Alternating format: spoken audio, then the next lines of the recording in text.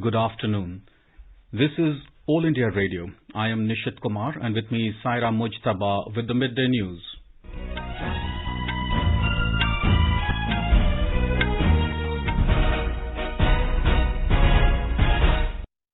The headlines. Prime Minister Narendra Modi to chair virtual global investor roundtable conference this evening. Focus to be on discussions around India's economic and investment outlook. Campaigning for the third and final phase of assembly elections in Bihar ends this evening. Star campaigners and senior leaders of all major political parties making last-ditch efforts to woo the voters. COVID-19 recovery rate reaches 92.20%. India condemns Pakistan for transferring management of Gurudwara Kartarpur Sahib. In the United States, counting of votes is underway for presidential election. And in IPL cricket, Mumbai Indians to take on Delhi Capitals in first qualifier in Dubai this evening.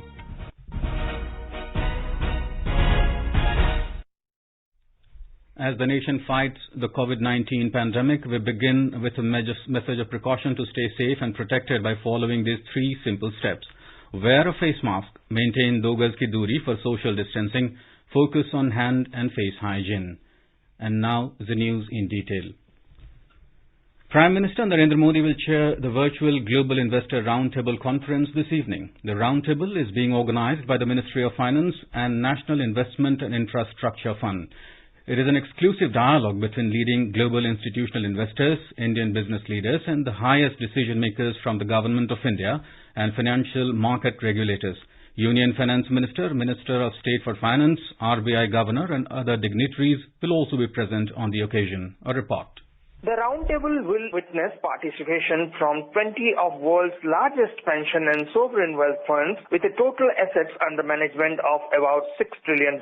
These global institutional investors represent key regions including the US, Europe, Canada, Korea, Japan, Middle East, Australia and Singapore. The event will witness participation of key decision makers of these funds like the CEOs and CIOs. Some of these investors would also be engaging for the first time with Government of India. Apart from global investors, the roundtable will also see participation of several top Indian business leaders. The virtual Global Investor Roundtable will focus on discussions around India's economic and investment outlook, structural reforms, and the government's vision for a path to a $5 trillion economy. The event will provide an opportunity to leading global investors and Indian business leaders to engage and deliberate with senior policymakers on how to further accelerate the growth of international investments in India. Foreign investments in India this fiscal is the highest ever for the first 5 months of a financial year. Virtual Global Investor Roundtable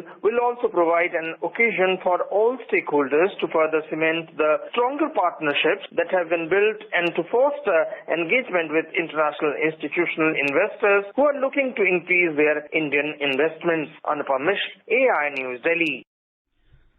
Talking exclusively to AIR News, economist Naveen Gupta said this roundtable conference is taking place at an appropriate time. Agenda for discussion is basically India's economic and investment outlook, structural reforms and our government's vision for making India a 5 trillion economy. So in this reference, we talk about 5 trillion economy and these top 20 institutional investors, I understand their asset under management itself is 6 trillion. So they are the people who really matters, their voice, their opinion really matters and this roundtable is happening at the right time.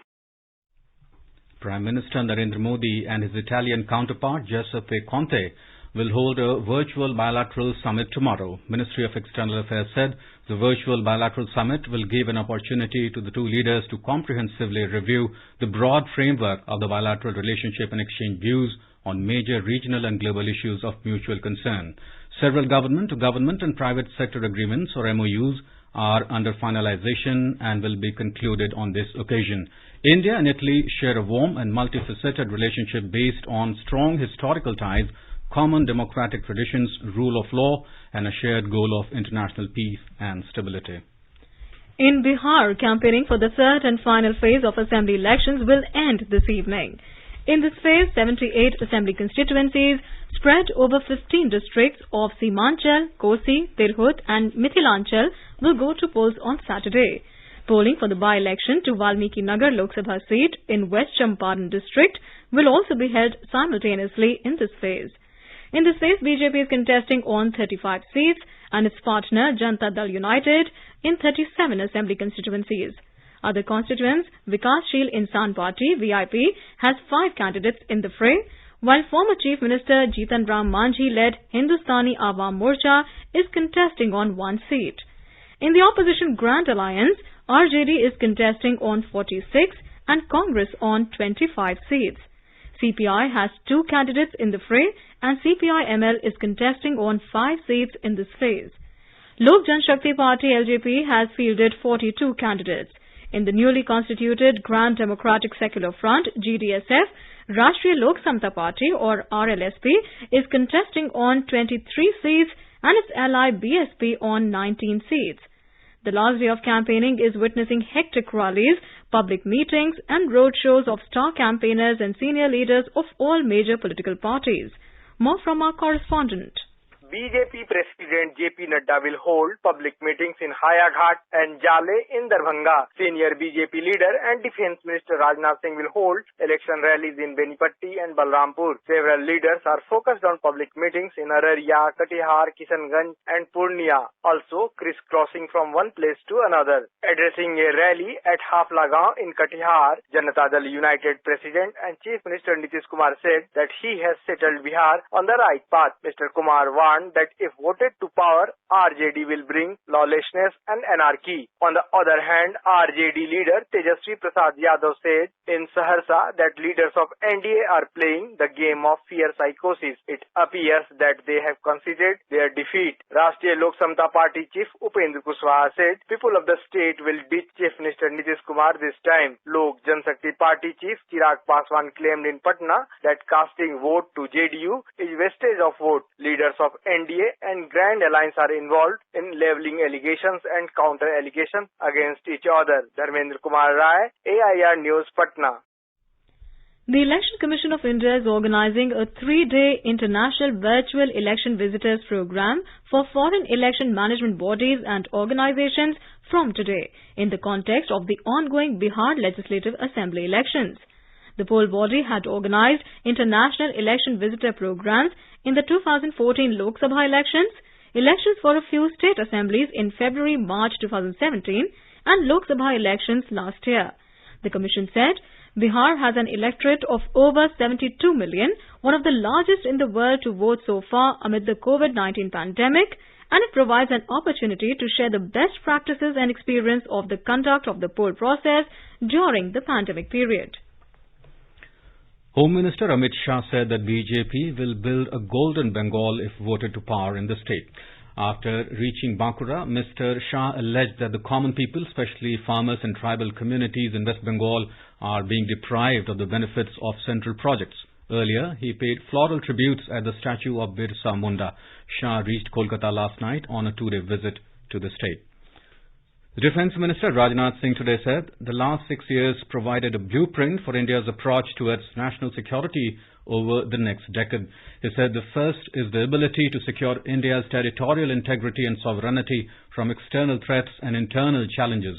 Speaking at a National Defence College Diamond Jubilee celebration, Mr. Singh said India has undertaken a 3-pronged approach towards internal security challenges as well.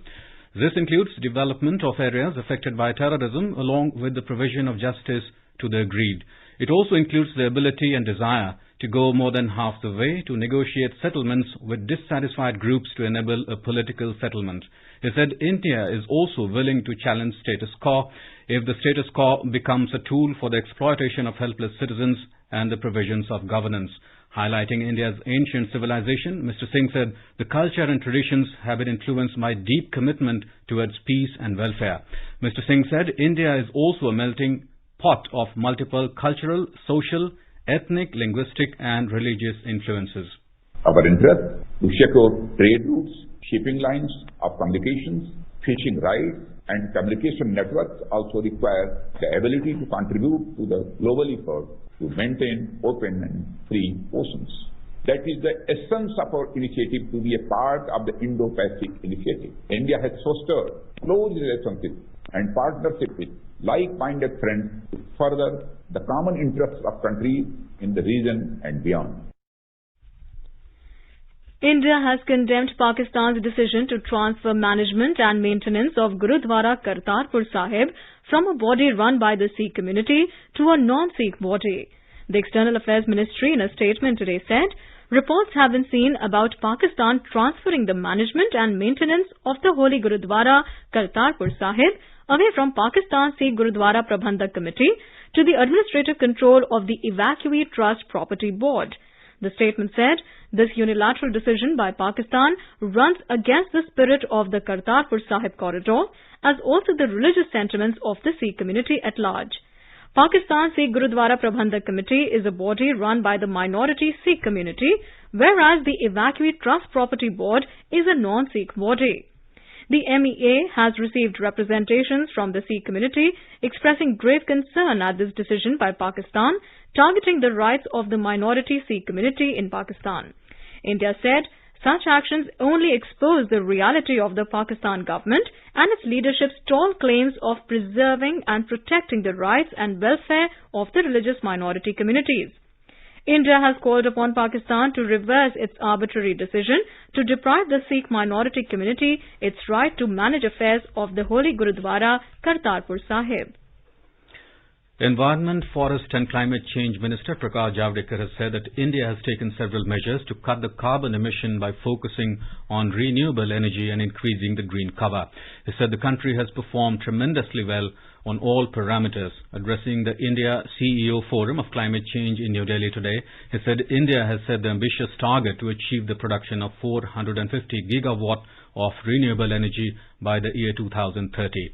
Mr. Javadekar said the country has also announced the nationally determined contribution under the Paris Agreement to reduce the carbon emission.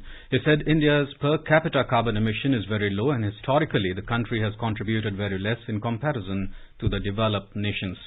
We have to be clean for ourselves. We have to limit the pollution. As we know, historically, world is getting lot of emissions over hundreds of years since Industrial Revolution that has caused climate change. And our responsibility in historical emission is just 3%. Even in the present context, our emission load of the world emission load is only 6%. And if we take the per capita load, it is very minuscule of 1.8 tons per annum per capita. The minister said climate change is an important matter and coordinated effort by all countries are needed to tackle this problem. He said India is walking the talk and world leader should also walk the talk and be compliant of the Paris Agreement. India is walking the talk. India is 2 degrees compliant in action and in contributions. And therefore, we are asking world leaders and other countries that they also should walk the talk and they also should be compliant with the Paris Agreement, and that is what is needed today. Our PM is passionate about climate change. He has declared 2 major issues he brought before Paris. That one was climate justice and other was lifestyle issues. Both were incorporated in the preamble of the Paris Agreement. Mr. Javadekar urged the developed countries to provide climate-friendly technology at an affordable cost to fight climate change effectively. On this occasion, Mr. Javadekar released the declaration of the private sector on climate change. Mr. Javadekar also appreciated India's efforts in tackling the COVID-19 pandemic, saying that country will show the way to the world in dealing with the pandemic. He mentioned that India's economic activity is returning to normalcy and several economic parameters are improving day by day. You are listening to the Midday News on All India Radio. A reminder of the headlines before we move on. Prime Minister Narendra Modi to chair virtual Global Investor Roundtable Conference this evening, focused to be on discussions around India's economic and investment outlook. Campaigning for third and final phase of assembly elections in Bihar ends this evening. Star campaigners and senior leaders of all major political parties making last-ditch efforts to woo the voters. COVID-19 recovery rate reaches 92.2%. India condemns Pakistan for transferring management of Gurudwara Kartarpur Sahib. In United States, Counting of votes is underway for presidential election. And in IPL cricket, Mumbai Indians to take on Delhi Capitals in first qualifier in Dubai this evening. For quick news updates around the clock, follow us on our Twitter handle @AIR News Alerts.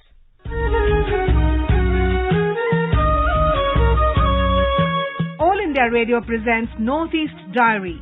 Glimpses of the news of the week from the northeastern states. All about the region, a gateway to Southeast Asia, the developments and the destinations to look forward to. News from the art, cultural and entertainment world of the northeastern states of India. All this and more. Every Thursday, 5:30 to 6 p.m. in the evening on 100.1 All India Radio FM News Channel.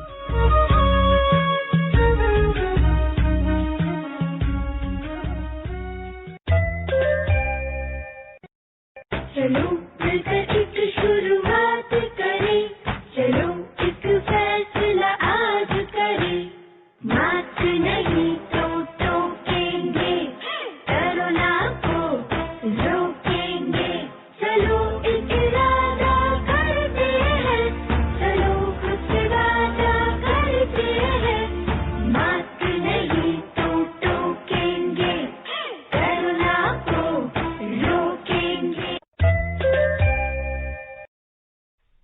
India has leaped across a significant milestone in its fight against COVID. With recovery of more than 77 lakh people so far, the national recovery rate has reached at 92.20%.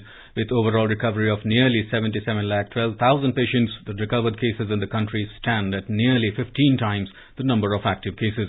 Over 55,000 patients recovered and were discharged in the last 24 hours, whereas the new confirmed cases reported in the same time span stood at nearly 50,000. We have a desk report.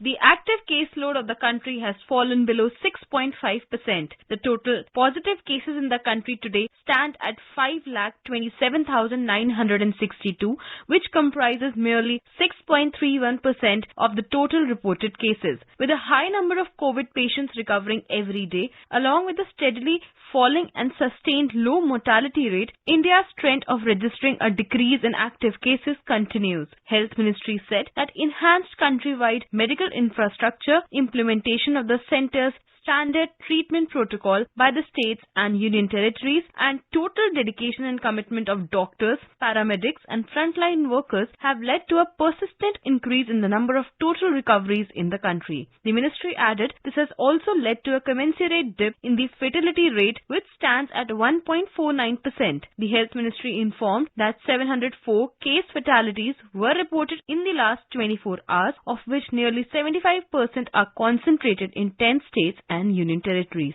Diksha Saxena, News Desk. The country has crossed another milestone in terms of COVID testing. With nearly 12,10,000 COVID samples tested in the last 24 hours, the cumulative testing figure has reached over 11 crore 42 lakh mark. The Union Government and Indian Council of Medical Research have scaled up the testing infrastructure in a calibrated manner. India's testing capacity has touched 15 lakh per day, ensuring easily accessible COVID-19 tests for all. In Telangana, 1,539 new cases of COVID-19 were reported in the last 24 hours. With this, the total number of COVID cases in the state went up to 2,45,682. The state conducted over 44,000 tests yesterday. The recovery rate was reported at 91.85%, with 978 more people recovering yesterday. This took the number of recovered people so far in the state to 2,25,664. In Tripura, 116 cases of COVID-19 were detected in the past 24 hours, while 115 patients were discharged after recovery during the period. Also, the recovery rate of COVID-19 patients now stands at 94.98%. With this, the total number of infected persons rose to 31,105, out of which 29,522 patients recovered from the viral infection. As of today, 1,207 patients are undergoing treatment. In Assam, no COVID-19 death has been reported in the state today. 934 persons have succumbed to COVID-19 so far in the state. Health Minister Himanta Biswa Sarma said 380 cases were reported in the state during the last 24 hours. He said Assam has registered a 95.64% recovery rate. In Mumbai, aggressive and successful house-to-house campaign of My Family, My Responsibility by the Municipal Corporation of Greater Mumbai since September has given extremely encouraging results in fight against COVID-19. According to the civic body, the number of active positive cases has fallen by over 29% at present. Besides, even the number of sealed buildings have reduced by 30%, whereas containment zones have went down by 13%. We have a report from our correspondent. The rate of infection in Mumbai has fallen down steeply from 1.06% to 0.41% since past few days. The slowing down of doubling rate of COVID-19 has also gone above 171 days. The MCGM said the death rate due to COVID for the month of October was 2.5% and cumulative death rate has further declined from 4.4% to 3.9%. Against average daily testing of around 6,500 in August, the average daily RT-PCR testing has been around 14,000 to 16,000 now. With recovery rate touching 89%, the number of critical patients in hospitals have dropped substantially by 24%. An MCGM official said more than 1.5 lakh citizens were fined for not wearing masks. Spitting, Kunal Shinde, AIR News, Mumbai. The News Services Division of All India Radio, in its bilingual live phone-in program today, will bring you a special discussion on COVID-19. Dr. K. Srinath Reddy, President, Public Health Foundation of India, will participate in the discussion. This can be heard tonight on FM Gold channel and additional frequencies from 9:30 p.m. onwards. Listeners can ask questions to the expert on toll-free telephone number 1800-115767. You can also ask questions on telephone number 011-2331-4444 and post queries on our Twitter handle at AIR News Alert by hashtag AskAIR. At least 2 persons were killed and 8 others injured in a blast at a chemical factory at Khopoli in Raigad district of Maharashtra. The mishap took place at 3 in the morning in Jashnova Pharma when the reactor broke down and exploded. The fire also damaged 6 other factories. The 14th edition of Central Teacher Eligibility Test CTET will be held on the 31st of January 2021. Earlier, the CTET examination was scheduled to be held on the 5th of July this year in 112 cities all over the country but was postponed due to administrative reasons. The Central Board of Secondary Education CBSE said to maintain social distancing and other safety measures, the examination will now be conducted in 135 cities. A list of cities is also available on the CTET website www.ctet.nic.in. Keeping in view the difficulty faced by candidates due to COVID-19, the board decided to give one-time chance to the candidates for correction in the option of the city from which they want to appear in the CTET examination. The candidates who wish to change their examination center can make online corrections from the 7th of November to the 16th of November till 11:59 p.m. In Assam, the Education Department has launched a toll-free tele-education helpline number for government school students. Principal Secretary of the Department B. Kalyan Chakravarti said the helpline number is to guide 6th to 10th standard students on subject matters and psychosocial aspects. He said the facility would be extended to other students too. The toll-free number is 1800-3453-578. Mr. Chakravarti said that it would work on all the 6 days in week except Sunday from 10 a.m. to 3 p.m. Subject experts would clear academic doubts as well as provide guidance and counseling on mental health and psychosocial aspects. Mr. Chakravarti said it is an innovative idea of the Assam government to help the students in their learning process. Initially, we are trying to clear doubts of the children from class 6 to class 10. Any child in the state of Assam of all the government schools can call up on this toll-free number and we have teachers, expert teachers here who will attend to the toll-free number and reply to their doubts. We will of course expand this service to class 11 and 12 and also from class 1 to 5 in future. And we have given a timetable, like on Monday they can do it in English, Tuesday in social science, Wednesday in science, Thursday and Friday. And on Friday we want to give socio-psychological support to the students, and we also will also give them some guidance as far as language is concerned on Saturday. So today on the first day itself we received a number of calls from children. Children are happy, and teachers will be available to clear the doubts of children on a day-to-day basis. Army Chief General M.M. Narvane today met Chief of Nepalese Army at Nepal Army Headquarters. General Narvane reached Kathmandu yesterday on a 3-day official visit to Nepal on the invitation of General Purna Chandra Thapa, Chief of Army Staff, Nepalese Army. This morning, General Narvane laid a wreath and paid homage at Bir Smarak or Martyrs Memorial at Army Pavilion in Tundikhel, Kathmandu. He thereafter visited the Army headquarters and attended a meeting with his counterpart, General Purna Chandra Thapa. Both the delegations discussed Army-to-Army relations and ways to enhance bilateral defence cooperation.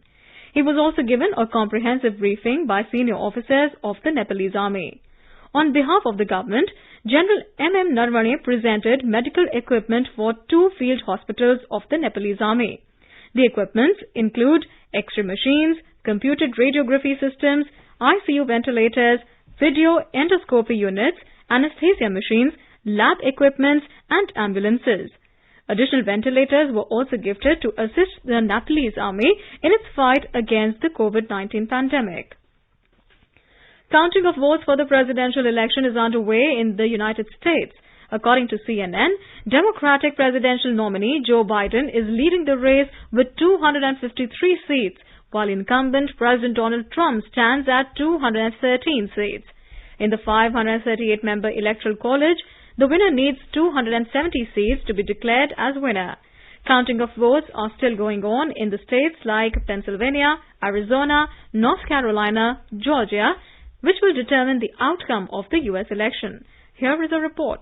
The governor of Pennsylvania, Tom Wolf, said Philadelphia's ballot counting process is an open and transparent one. President Trump claimed some legitimate tallying efforts should stop and try to assert victory in the election, while Joe Biden urged patience as the votes continued to be counted. The margin between Trump and Biden has now narrowed to almost 1%.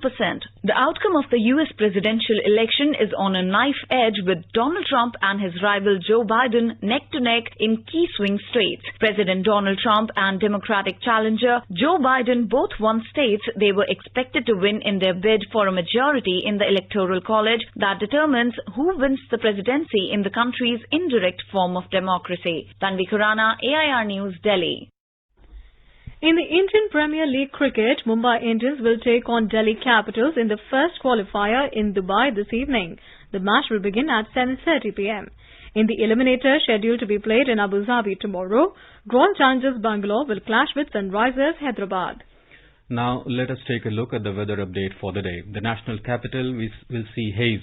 The temperature will hover between 13 and 30 degrees Celsius. In Mumbai, sky will be mainly clear. The lower level of temperature in the metropolis was 22 and the upper level will be around 36. Chennai is to see a generally cloudy sky. The temperature will hover between 25 and 32 degrees Celsius. Kolkata is expected to have clear sky with temperature varying between 21 and 30 degrees Celsius. In Jammu and Kashmir, Jammu and Srinagar cities will have mainly clear sky, but there will be much variance in temperature in Srinagar, as the minimum temperature was just 1 degree Celsius while the maximum will be around 20 degrees. Gilgit will also see a clear sky, but later it will become partly cloudy with temperature hovering between -1 and 23 degrees Celsius. In Muzaffarabad, sky will be mainly clear and the temperature will move from 8 to 28 degrees Celsius.